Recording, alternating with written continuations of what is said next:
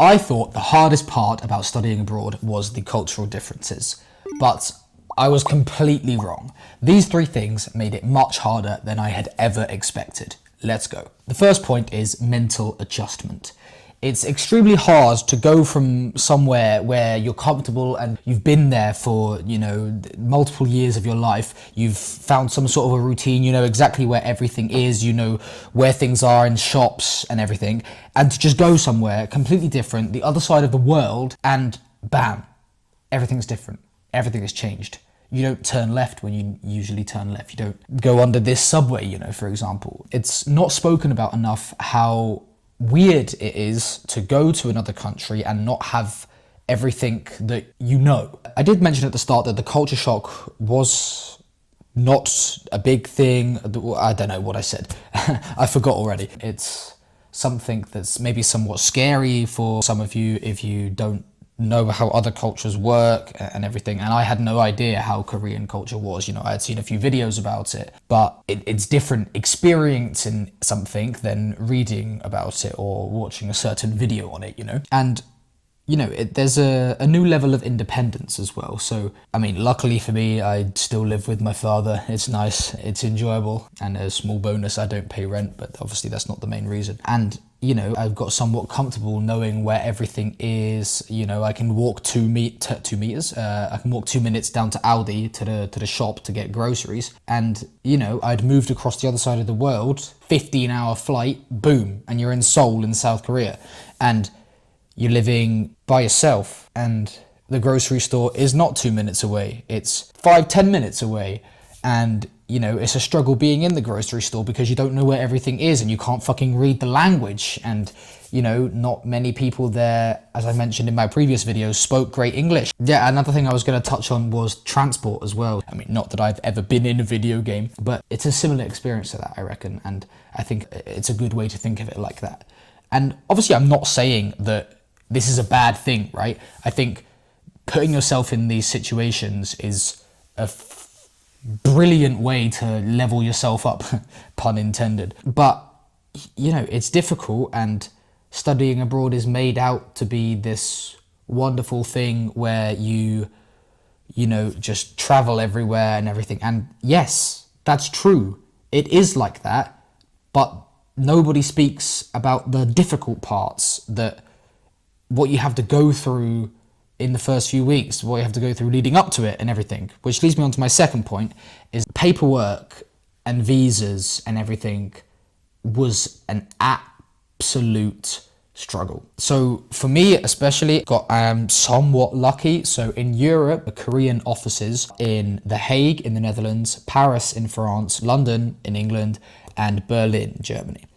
Okay, so, luckily for me, I'm in the Netherlands, and, I could have got to Germany relatively easily, but I went to The Hague. And it is tediously boring filling out a bunch of paperwork for, what seems like no good reason, And funny story, actually. So I went to the one in The Hague in the Netherlands, and I currently live in Twente. It's a region in the Netherlands. No one would have heard of it if you're not from there.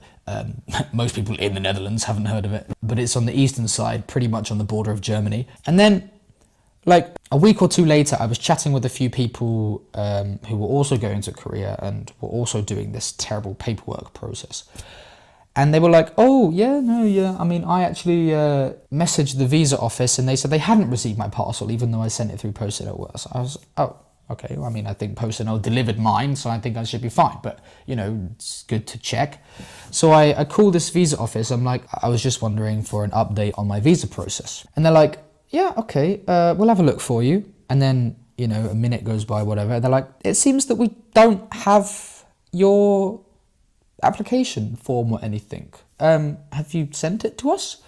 And I was like, yeah, a few days, a week or two ago, I got a message from PostNL saying it's been delivered. So I went to this bookstore, and luckily there's my parcel. I'm like, okay, fine. I have an hour or so until the visa office opens now. Then I'll just take it there myself and, start from there. So I did that and took it there, and they got it obviously, and luckily turned it around in a pretty speedy manner so that I was able to go to Korea on time, But Jesus Christ, it was a struggle. And it's just so stressful for no reason. And yeah, once again, people talk about it. People are like, oh, study abroad, so fun. But they don't say, okay, you know, the 2, 3, 4 months leading up to it, you need to go through a hell of a lot of paperwork bollocks. And it's just mentally draining. Yeah, now I waffled a lot there. Maybe you could cut a lot of it out, I don't know. So in terms of paperwork and visas, if I were to, you know, be back in that time with the knowledge I have now, what would I do differently? Not use PostNL, they are shit.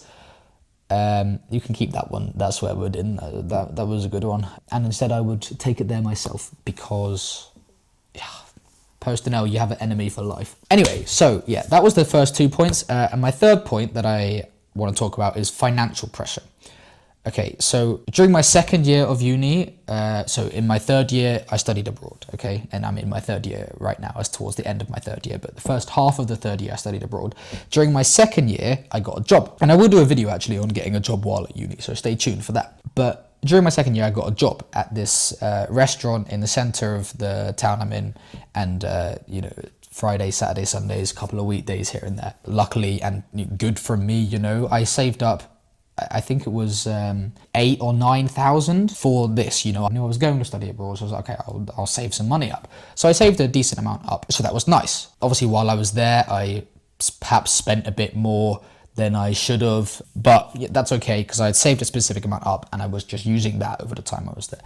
I do know, however, that many people that go to uni don't have the luxury of being able to save 8,000, 9,000, 10,000, in my case, euros up. So I do understand that budgeting is perhaps a bit different. Another point, actually, the university I went to, Seoul National University, had a sort of requirement that you had to have had, I think it was $10,000 saved up, or your proof that there's $10,000 in your bank account or someone that you know's bank account, like your parents or guardian, whatever. Proof that that was there, otherwise, you know, you couldn't go through with the application. Luckily, I had enough in mine, so fine, it's good. But I think I like that, actually. I think it's good because then, you know, people aren't going to be able to go there and be living on the street. I think SNU does a nice thing. Well done. Anyway, the point is that budgeting is somewhat difficult if you make it difficult, you know. So if I would perhaps go back to the start of my studying abroad, I would make it so that I would only take a certain amount out of my savings per month and use that, you know, because instead of seeing like let's say hypothetically 1,000 a month that I could use, I saw 8,000 there in August. I'm like, oh, I have 8,000. I have nothing to worry about. And then when it got to like December, January, I was like, how the fuck's it gone down to 2,000 so quickly? So yeah, I would probably budget a bit better. But yeah, shoulda, woulda, coulda.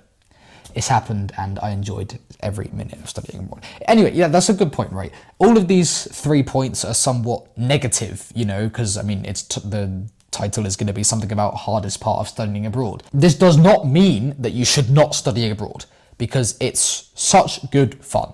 And it's a great experience, and it teaches you so much about yourself and about other countries, whichever one you go to. It's a wonderful experience. Please don't let videos like this one that I'm making right now make you rethink your thoughts of studying abroad, because it's fun. It's just difficult, more difficult than people make out, and I think it's good to recognize that, you know. But yeah, so you will get your study abroad photos for Instagram. You will be able to show people that it's so amazing and you're not struggling at all. I think homesick is the wrong word, but I think you sometimes miss how things are done in your home country. Whether that's homesick, I don't know. But yeah, mentally tired, mentally draining, a wee bit homesick, a bit of a struggle here and there. But overall, it's such a good experience, and you 100% should study abroad. If you want to see more videos like this, subscribe. It helps the algorithm. It helps put my videos onto your channel. Also, let me know in the comments if you're thinking of studying abroad. Have a good day. Love you.